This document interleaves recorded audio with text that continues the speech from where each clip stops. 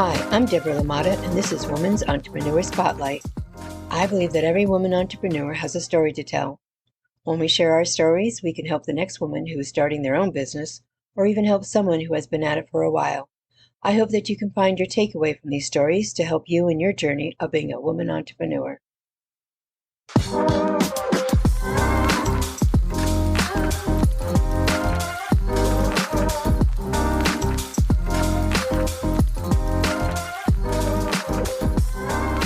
Hi, I'm Deborah Lamata, and this is Woman Entrepreneur Spotlight. And today I have with me Lauren Boyd of Terpy Holistcs company.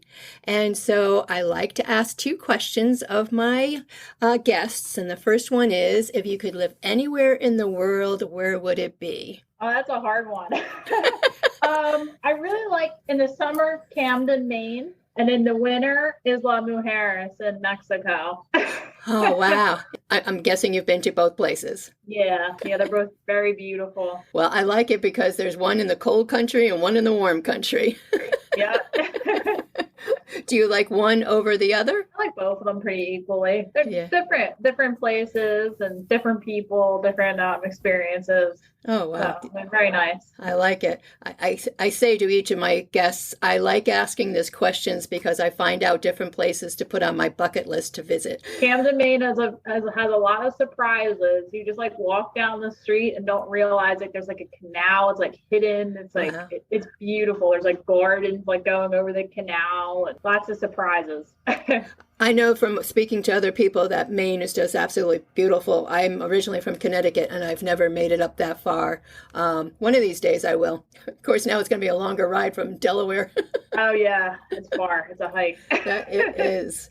So what's the most important lesson you have learned to date running your company, Terpy Holistcs? The most important lesson I have learned is to not let others put me down and to pursue how I think my business should be run and not how others should think my business should be run. Yeah. And so how did you overcome that, though? It's difficult because with my brand, as you know, with the pot leaf, everyone always wants to tell me, oh, you need to change your branding. More people will buy your product if it didn't have a pot leaf on it. I'm like, well, that defeats the whole purpose of my brand. Exactly. I'm not changing my marketing, and like stores that were okay with me originally having that and knowing what my brand was about later on decided that they didn't want that in their store. So it has been difficult, and I've stuck with my brand. I haven't rebranded. I might change my logo eventually, but I'll leave the pot leaf in there. Yeah, just got to stick with what I want to do. Exactly, right. And so it's true to you. It's what you've wanted to create and not per se for somebody else. This is what you wanted. This is your business, and pursuing that is what you need to do for you. And I know during our initial conversation, you had told me that you always wanted to start your own business. So tell me about you and how Terpy Holistcs got started. And after that, you can tell everybody where to get in contact with you. Yeah, about me. I grew up in Delaware County, Pennsylvania, in Chester County, Pennsylvania. Just recently moved to Delaware, and I'm establishing the roots of my business here, doing local vendor events. When I'm not working like my day job or running my candle business, I spend time with my fiance. We like the game. We enjoy nature. Spend time with my little puppy, Kilo, the long-haired Chihuahua, and our families. And we enjoy going on like day trips. Like today, we're going to Longwood Gardens, my favorite place ever. Wow. And then, I just enjoy being outside, hiking, camping, fishing, look at the stars, gardening. I have a huge garden. Nice. And so how did you come up with the idea for Terpy Holistcs? I came up with the idea. I really wanted to get into the marijuana business, but unfortunately, the way the government runs things, you have to have a lot of capital to do that. And with the laws not being as friendly as like the Western states are, I need to find like my own niche to try to raise awareness and promote recreational use and medicinal. So that's how I created my brand. I really wanted to get into the industry, and I kind of found my own niche. Nice. No, and that's how a lot of people end up getting and starting their own businesses. So where can people find you, get in contact with you? Oh, they can find me a lot of places. I am in Spiritual Creations, which is a little metaphysical store that is located in Parkersburg, Pennsylvania. It's a great store, great people. They do classes, they do Reiki, yoga, Wow. they do like crafty classes, witchy things. Lots of fun. I am in Wonderland Records in Newark. Oh, wow. It's been a community staple for the counterculture scene for as long as I can remember. I believe they said 50 years. Wow. Wow. And then locally to the Middletown area, I'll be at the Galena Farmers Market the first Saturday of every month. And then I'm going to be at the Middletown Peach Festival. I'll be at the PA Canafest in Kutztown. And then I'm also pretty regularly at the Hub Farmers Market, located at the Broken Spoke Winery in Earlville, Maryland. I believe nice. at the right town. So all over the place. And so how about an email? Where can they reach out to you? Email would be terpyholistics@gmail.com. Facebook's Terpy Holistics. Instagram's Terpy Holistics, and I just launched my website, terpyholistics.com. Nice. I saw it. It looks great. Thank you. And I got like exclusive apparel on there, and obviously my candles and wax melts. I was looking at it this morning. You have a great line on your website. You really do. Trying to expand it, trying to make like a lifestyle brand, like a sustainable product, try to find like some hemp-based products to sell, because hemp is very sustainable. Yes, absolutely. And so tell the listeners about what is terpenes and how someone can benefit from those, and then with your candles. Oh, yeah. So terpenes, a lot of people don't know this. They're most commonly associated with marijuana, but they're in pretty much every plant. And they create the medicinal or therapeutic properties of pretty much any plant that you would consume for medicinal or therapeutic properties. For example, lavender, that scent, that calming, relaxing feeling you get when you have lavender, that's from terpenes. It's in cloves, oranges, pretty much everything. They use terpenes to flavor foods. They use them in fragrance oils, your bath product. They've been around for thousands of years, specifically in ancient Chinese medicine, right? Where they would extract the terpenes from the plants and use them for holistic medicines. So I'm trying to educate people that terpenes aren't bad. And along with CBD or THC, they pretty much like create an entourage effect and help you with your medical needs with the CBD or the THC as well. And so how do you put your candles together with the essential oil? Is it an essential oil? Yeah. Okay. I use chemical-free fragrances. We're trying to get all chemical-free. I still have a couple ones that were hard to find without the phthalates in them, but we're working them out. So I try to use as clean fragrance oil as I can. And then I mix the pure terpene isolate with the fragrance oil. And I don't know, if you smell like a regular candle and smell mine, it's different because the terpenes kind of enhance the other regular candle fragrance. Right. So together, it really kind of oomps it up a little bit. Right. And so I know in your bio and on your website, as I was going through it, and also you had shared some information with me, you yourself have anxiety and depression.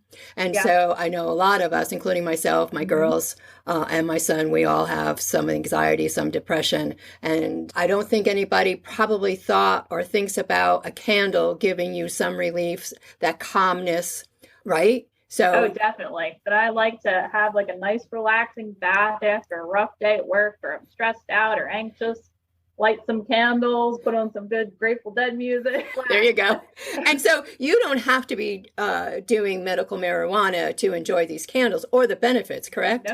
No, they're for anyone really. They just want to relax and de-stress. And I like to say it's like an elevated aromatherapy. Right. And I think so many of us need that after everything, this past 2 years with COVID. And I believe you started your business in 2021 towards the end of COVID. Yep. I was in between jobs. I've been working from home since COVID started, but I was in between. I was on a temporary assignment. So when that ended, I needed something to do. And that occupied a lot of my time for a few months until I was able to find another job. And I pretty much just launched my business in my little tiny 800 square foot apartment. I just made as many candles as I could. It wasn't many, but So how do you balance that now because you work full time and then you have your candles and your other products that you have on your website. So how do you find, or what do you do to balance all that out? I try to pick 2 days a week to make candles. And with all the events coming up, I have a lot I have to make, especially for CannaFest, because the turnout for that's going to be huge. It's going to be my biggest event. And the Peach Festival. When are those two events? You want to tell them when those are? The Peach Festival in Middletown, Delaware, and then the PA CannaFest at the Kutztown Farmers Market. That's in October. Okay. And from what I've heard from my friends that have gone to the April one for the 420 event, there were so many people you couldn't even walk. Wow. So that's going to pretty much be like the launch of my business to like the industry and to the public cannabis community. Wow. So I'm pretty excited. Got a lot of work ahead of me. My fiance's been great in helping me and we're making lots of products pretty much every week. So do you still stick to 2 days a week, or do you find now getting closer to an event, you try to find more time? Yeah, I try to find more time. Luckily I work later on in the day. So in the mornings when it's cool, especially now it's getting hot out, I like to make the candles. Yeah. In the mornings. Absolutely. And I was looking at your website. I also noticed that you do Etsy. You have an Etsy shop. So tell me about Etsy, and do you like using Etsy? I particularly, it was a great platform at one time, right? But I feel like it's getting phased out. They keep on upping their fees for like the small businesses. They try to advertise like they promote you, and the algorithms will display your products. They don't. No. I look at my like analytics, and I get more views from my Instagram followers than I do from Etsy people. So I feel like the Etsy really slowed down, and people would rather support me through like my website or at local events or even like local deliveries. I even did local deliveries for a while. Wow. Being your own CEO, and it's your own company, and sometimes you have to take that extra step to just push your company forward also, and giving that little extra in customer service goes a long way, because people remember that. Now I'm trying to phase the Etsy out, but I have customers that have found me exclusively on Etsy, so it's like maybe I'll leave like 1 or 2 products out, and it's like, hey, visit me on my website for more products. Right, exactly. Yeah. I don't use Etsy, but so does Etsy allow you to then downsize your product line? And how's their fee? They take like 5%, and I believe they're taking, I think they said they were going to raise it to 6%, and then they take like a flat fee off of every purchase made. So it just keeps on adding up. It keeps adding up. Yeah. And your website, you can just have everybody go to your website and order right from there. So that just is an added benefit to you. So along with Etsy going to be phasing that out, but you do now have your website. I know you're on Facebook, you're on Instagram. What other marketing platforms do you use? I use TikTok. I got to get better with posting videos. The videos I have posted have been pretty, like the ones I really thought out have been really successful. Right. I have the most followers on TikTok, surprisingly. I barely even post anything on it. It's funny. So I'm going to get better with that. You just never know. Yeah. My daughter's a TikToker, and sometimes she says she posts TikTok not thinking that it'll get any views, and then the next thing she knows, it's blowing up. So you never know. You never know who's on that day. You never know what's going to catch fire. I'm going to start doing like live events as well, like live Q&As or where I go over like new products. Oh, nice. Things like that. Absolutely. What issues did you have to overcome in the beginning? I know you mentioned, the pushback on those who didn't feel that your marijuana leaf should be on your products, and marijuana, there are those that are definitely against the marijuana, and even the medical marijuana. So what did you have to overcome other than those two? I've had a lot to overcome. At the time I was in an abusive relationship. So that I had to overcome that. And then with my pot leaf, unfortunately, social media is it's a gray area with social media, mainly Instagram and Facebook with Mark Zuckerberg. Right. I'm constantly getting, especially on Facebook more than Instagram, I'm constantly getting bans or muted for 60 days. And when you don't understand, like the beginning of my business, all of my sales were from Facebook. That's how I was reaching out to my local community. Right. So when they shut that down for 30 or 60 days, it completely shut my business down. Sure, absolutely. And they don't give you any way to appeal it, Nope. nothing. And I'm not doing anything illegal. Basically, what they were saying was I was doing something illegal. And I'm like, nope. Nope. So having to overcome that, working around it. Luckily, my Instagram's fine. Knock on wood. But it's mostly Facebook. So I've learned to kind of not post as much on Facebook and kind of tailor my posts to Facebook in a way so they won't get flagged or right, reported. exactly. And I have several friends that try to run marijuana-based businesses as well, and they've had the same pushback. Right. Things need to change. We're not doing anything illegal. Exactly. Right? Yeah. It's Facebook does make it hard, even though it's the top social network, to get product that you're working on out there if it has some type of backstory, as you have with the marijuana. So yeah, it's tough. And then I also believe with Facebook that they just shut you down and you really don't communicate with anybody. You get your email and you're on the suspension for 30 days, and it's like fighting with a computer. You're not going to get anywhere. Yeah. They don't give you any options to appeal. They say that you can report it to the oversight board, which the oversight board consists of like 8 people. Right. And when you have multi-million users, right. It's not, like they're only reviewing like big cases, like big ones that probably have a lot of publicity behind them. Exactly. So it's just for a small business, it's detrimental. Like it really hurt me. Absolutely. I can't even imagine having to be shut down for 30, 60 days when that's what your whole platform for marketing at one time. So that's tough. Yeah. And then on the other side, you have Instagram. Like you said, you have no issues with them. At first I did. Okay. And then I was able to get a hold of someone on Instagram and now you can't get a hold of anyone. Anybody. So luckily I was able to slip that in there. And unfortunately with Instagram and Facebook, even though they're the same business, they don't communicate with each other. So I explained to Instagram what my business was about and that it wasn't what they thought it was. I wasn't trying to sell drugs. I wasn't, Yeah.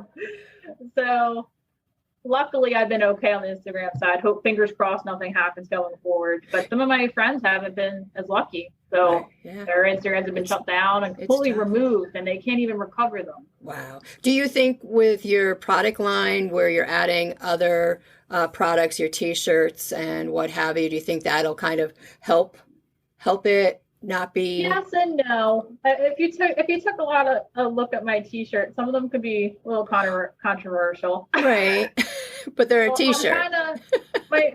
My whole concept of my business is to raise awareness and promote the advocacy for medical marijuana, recreational as well. But other issues that get brought up with in terms of marijuana or hemp, even the hemp is more sustainable. It can be used for pretty much anything: paper, fuel, building materials, clothes, everything. And it grows quicker. It's more sustainable. It doesn't need as much resources to grow.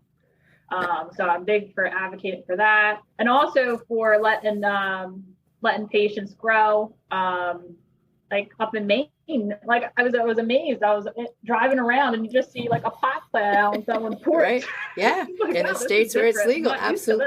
Yeah, no, absolutely. And I think with the hemp too, people don't realize, the benefits and all the other items that come from one plant.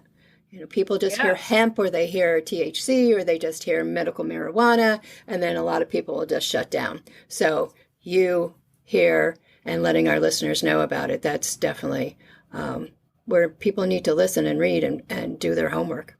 So thank you. You're welcome. And would you change anything in the beginning when you were starting out with your business? No, I don't think I would have changed anything. No. other than maybe posting on Facebook, how I was posting, I learned. It was a learning lesson of how to post on Facebook. I'm still learning. Absolutely. But the algorithm, and you really have to learn like what certain words flag stuff in the algorithm, right? Pictures flag stuff in the algorithm, and then you'll get people reporting you still. So I've learned not to post on certain pages where people might see that and be like, hey, I'm not cool with that. Right. Right. And you'll always get that too. But you don't seem like the type of person who's going to just put it in your face and say, this is it. You want to educate people. You want people to understand it. And that's what this is all about. Absolutely. Did you have a business plan in the beginning? Did you use a business plan, put one together? Yeah. Pretty much in my head. Yeah. I try to write stuff out on paper. You see, I've run businesses since I was 15 years old. I run multi-million-dollar businesses with like 200 or 300 employees I was directly responsible for. So I've known how to run a business pretty much my whole life. I was a Girl Scout for, 12, 13 years. So wow. Girl Scouts teach you to run businesses. Absolutely. So I knew what needed to be done. I knew I needed to research the market and cost of things and do like product development. So I had it all in my head. Yep, some people will carry it around in their head. I know others need to have everything written out and detailed. Do you think, though, having the business plan in your head or on paper is important to have in the beginning? It definitely is important. And even like most of it's in my head, but I have written out like steps and especially a list of things I need to do to make my business legitimate in the eyes of the government. Right. Yep. Just definitely. So yeah, it is very important because there's a lot of laws and regulations in regards to products, and a lot of people don't notice. They don't know. Like, I encourage anyone to go start their own business, but you got to do research. You got to know what you're putting out there. You got to know what the laws are. I see a lot of people, especially since COVID, just whipping up body products and like cosmetics and stuff like that. And you don't realize people have food allergies. Some of these cosmetic products need to be properly cured, and they need chemicals in them to prevent them from getting mold, right? Or even bacteria, which can seriously hurt people. And the people don't realize this. Like, they just make lip gloss, and that lip gloss can kill someone. Right, exactly. And again, you had mentioned, doing your research, you have to take the time. Yeah, absolutely, to do the research too. I did lots of research. Especially with fragrance oils, when you're burning things. It can create chemical reactions. So it's a lot of people don't realize. Even my fiance, like, he took a look. I like to call it my grimoire of all my recipes and stuff. It's a lot of chemistry. I'm pretty much a chemist coming up with these formulas, and some chemicals make certain chemical reactions when they're mixed together. And I had to do a lot of research on that, formulas, and pretty much it's like all chemistry. Right. And I think a lot of people just kind of jump into a business without doing the research or, like you said, finding out what different chemicals will create which reactions, people having allergies left and right these days. Yeah. And as a consumer, too, I think a lot of people don't even take the time for themselves to read the label. Yeah.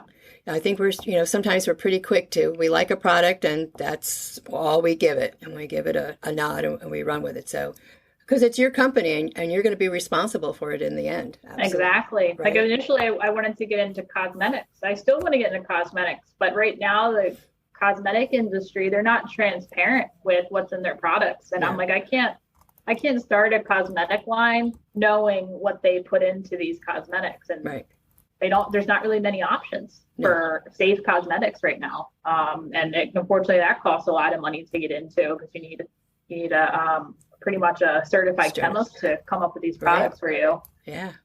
Yeah. And there goes your business plan. You got to start there. Yeah. Absolutely. It all keeps going back, You all need to, gotta do your research. Got to do your research, put that business plan together. And starting up a business too. I mean, some people are looking for a small loan. Not everybody has saved money and not necessarily having to do so. But with that business plan, if you're going to go for a small loan, business loan, you need the business plan. They're going to look for that.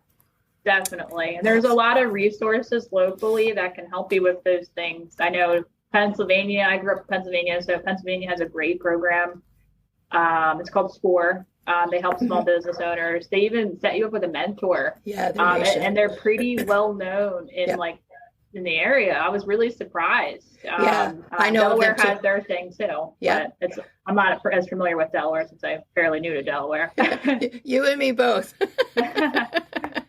I just moved down here in November, so yes, and you definitely have to check local and state business licensing and every other form that you have to fill out for them.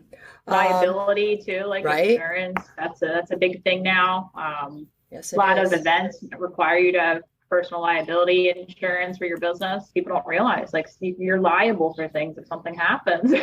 Oh, absolutely. And I think more and more events, like you said, are asking for the certificate of liability. Mm-hmm. I know for myself, being a wedding officiant, at one time I was never asked for the liability insurance, but now at the bigger venues, I have to carry it. So yeah, you definitely have to. It's crazy. It is crazy, right? Who would have thought? So what advice would you give to another woman entrepreneur just starting their own business? Don't give up. Don't let people try to tell you that you can't do it, because you can. You just got to have the right mindset. You have to have a growth mindset, and you got to set your mind to it, create a good plan, both in your head and on paper, and just do it. As Mikey likes to say, just do it. Just do it. Absolutely. Did you have a mentor in the beginning? Did you have somebody that you could call and say, I've come across this problem. I have this issue? Yes and no. I had SCORE, which helped with like the formation, those kinds of things. Local business owners, especially Barbie at Spiritual Creation, she's helped me with some advice, working through some issues. My fiance, he's been probably my biggest supporter throughout my whole business. Nice. He wasn't there at the beginning of it, but now he's here, and he really helps me out a lot. You can see him; he's always at the events with me and helping me pack up and carry everything. Oh, that's great, because I think we all need somebody, especially in the beginning, and then over the course of your business career, to have that one person or several people to be able to call or, shoot a text message off to them. And that's my mission. One of the missions that I want to do with this Woman Entrepreneur Spotlight interviewing is to build a network for somebody starting out, somebody who perhaps is like right in the middle of it, and who's been on this journey for a long time. So if I start up a network, would you be interested in being part of it to help somebody else in this wonderful world? Of course. I love networking. I love helping others. That's why I do the job I do, my day job. That's why I do my business. My whole business is about helping people. I love giving advice or helping. I have a lot of knowledge myself from my experience in the past, running the businesses I ran, in the industries I've been in. I've learned a lot. I've seen a lot. I've dealt with hundreds of people and hundreds of personalities, and had a lot of serious things happen that I've had to work through and find solutions for. So I'm always here. If I don't know the answer, I can usually direct someone in the right area where to find that answer at. Thank you. And I think we all need somebody to be able to reach out to during the course of our business and what we do. So I want to thank you for being a part of this interview today on Women Entrepreneurs Spotlight. Why don't you tell everybody one more time where they can get in contact with you? The easiest way to get in contact with me personally is through my Instagram, Terpy Holistcs, or my email, terpyholistics@gmail.com. That's the easiest too. I'm always checking my Instagram. That's probably the better of the two. Well, again, I want to thank you. Thank you for taking the time, and I look forward to watching your business grow. We'll stay in contact, and have a great afternoon. You as well. Thank you, Deborah. You are welcome. Thank you for listening to Women Entrepreneurs Spotlight. I hope you've enjoyed this episode. For updates on my next interview, follow me on Facebook at Woman Entrepreneurs Spotlight. Until then, keep being awesome.